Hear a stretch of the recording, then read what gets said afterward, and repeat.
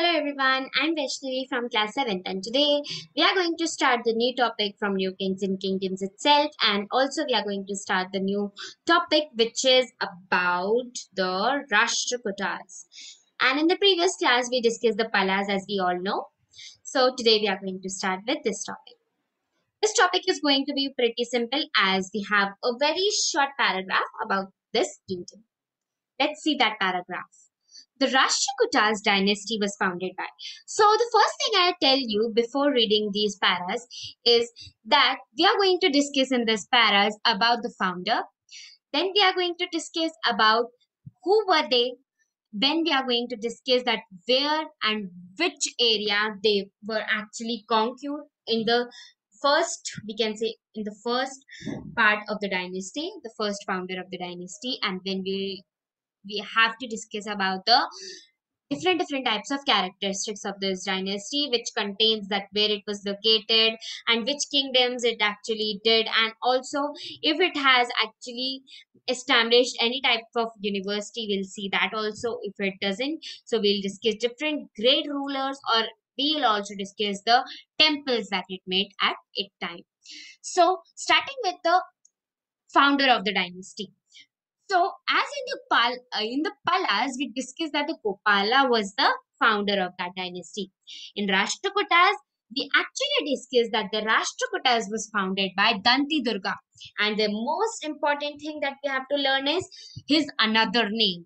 His another name was Danti Varman, and he was known as Danti Durga also. So, he actually conquered at some specific cases or specific places which we can see in the Deccan region, and we can also see Maharashtra, we can see actually Gujarat and Malwa Plateau also. So these all things were actually in the power of Dante Durga Danti Varman at his time. The next thing we discuss about the characteristics of Rashtrakutas. Now, as you all know, you don't like reading at all. So I have one more example for Rashtrakutas. For example, you are sitting in we can say in a movie theater, and your movie starts to play.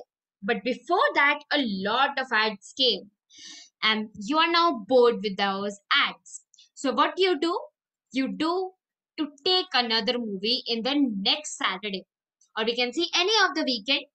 On that, you see the movies. So what you did is to book a ticket and see the another movie, but you are shocked. That movie also has the same name, but it has another number. For example, we take as Dabang. I remember this one actually till now. Dabang. And so after that, Dabang 2 has came. After that, Dabang 3 has came. Now, if we see, just now on the TV, we saw Dabang.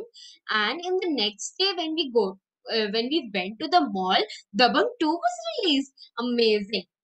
But over here, I want to tell you is that a name can be of two types, but its characteristics can be of different types. It is the same with the Danti Durga and the Danti Varman. Danti Durga was used in a different place, and Danti Varman was used in a different place. So over here we can see that if a movie is released on one place, so it cannot be actually released on another place in the same language. For example, if you are seeing a movie in North and you speak Hindi, in North actually people speak Hindi, right? So over there we can see the Hindi is the most preferred language in North area, and that movie only if we see in the southern region, we see it in Tamil, Telugu, etc., that are famous languages in the south region in India. So we see over here that the Danti Durga was used in a different area and Danti Varman was used in a different area. By the way, it's not written in the book, but I have searched on it, and yes, it's true. The next thing is about their states. The states are actually about the Deccan region itself. And if we see the Deccan region over here, this is Deccan. And if I draw the map of India, sorry, an ugly map again.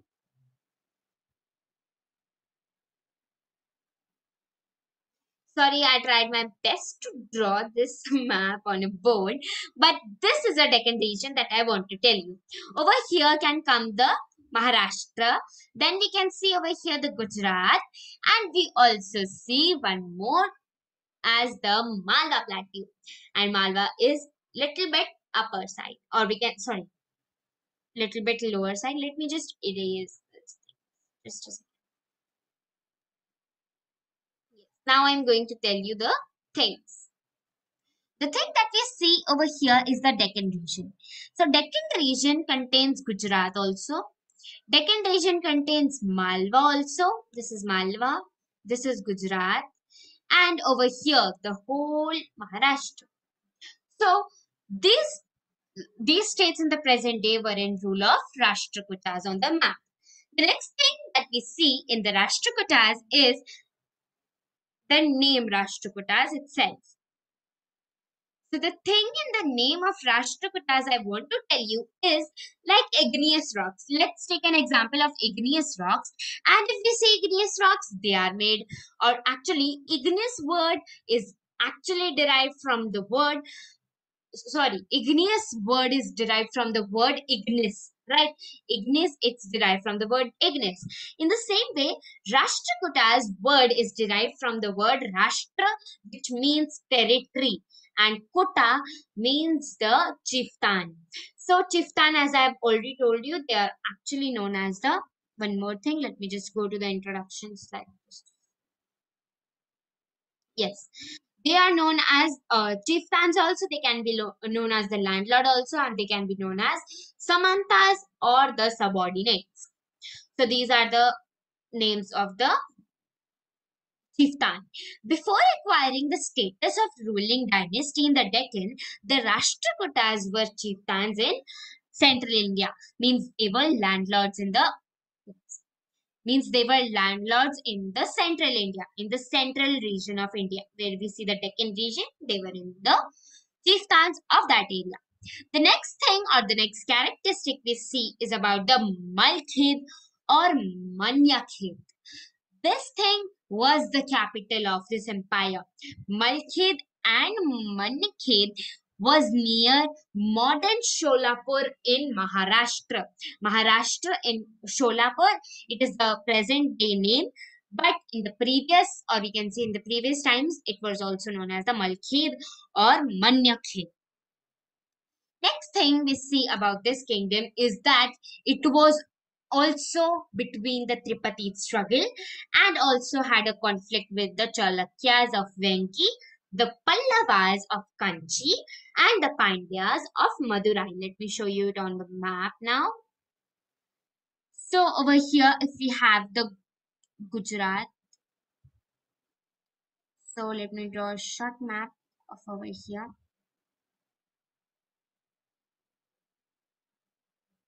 My Jammu Kashmir doesn't look good at all. So it's okay, let me cut this part now. Let us see in the southern region. So the first thing we see about the Chalukyas. Chalukyas were here. Let me write see over here. Then we have the Pandyas. Pandyas were here. And then we see about the Pallavas in Kanchi. Now I don't know where is Kanchi, but I can't show you over the map. So there, like these kingdoms were there, which had the conflict with the Rashtrakutas. The next thing we see is about the end of this rule. So this kingdom ruled over 200 years till the end of 10th century. Now it is not the biggest rule, but it is the it's actually looking like it is very big, right? But it is actually small because one of the largest empire was of someone else that we discussed in previous classes. Let's focus over here right now. The greatest Rashtrakutas rulers were known as the Govinda, and they were also known as the Amogvarsha. Now you have to remember these their lifelines, or we can say the long line of the rulers. And then we have Krishna III also, which supported the Rashtrakuta greatest rulers. Now we are going to discuss about the temples of the dynasty of this kingdom. So the rock cut cave temples at Elora and Elephanta in modern day Maharashtra are legacy of Rashtrakuta rulers. So this is the Elora temple. It looks pretty beautiful in Maharashtra itself. In present day, it is in Maharashtra. So hope the Rashtrakutas topic is clear to you all, and do tell me in chat whether it's clear or not, and just write clear yes, or you can write yes, it's clear. Okay, you can write anything, and you can also write if I have to make some changes in my videos. I would be very glad to see. If I have to make some changes, I'll definitely make. And thank you for watching my video for today. And also we are going to do the recapitulation now, as because of that we all do the very best recapitulation, right? So let me just write the recap screen. So we have the recap. Let me take one more color. So today's color is brown. The first thing we discussed is about the Rashtrakutas. Who was the founder of Rashtrakutas? So we discussed two names, which was Danti Varman, and we also discussed about the Danti Durga. Danti Durga, they were the founder. We can see they were the founder. The next thing we discussed was about the reign, means from where to where they ruled. So the parts they ruled was the Deccan region. The smallest answer is the Deccan region, in which they contain the Maharashtra. They contain Gujarat, and they also contain the one more state was there. Just a second. Yes, so that state is known as the Malwa. Malwa Plateau, we can say. Okay, so here we have the region of that. The next thing we discussed was about the name Rashtra, which means territory, and we discussed about the Kuta, which means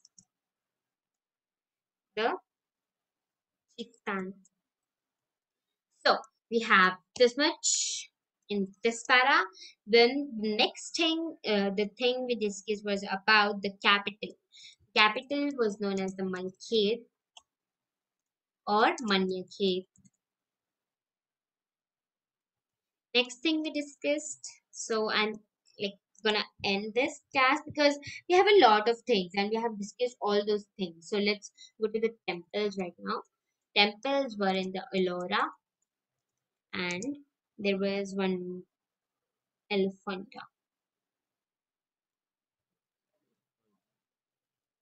So here we have the two temples in Maharashtra. These both are in the Maharashtra region. So we are going to learn this recapitulation, and it's very, very important of Rashtrakutas. So you can take a screenshot, you can take a pic of this thing, and for today we have this much session with us, and for you also today. Today is this much session, and now we are just going to we are now going to end the session over here only. So thank you everyone, and bye bye. Don't forget to like, share, subscribe my channel, and also do see those videos that are on my upper side over here and over here. So don't forget to like, share, and subscribe my video. Bye.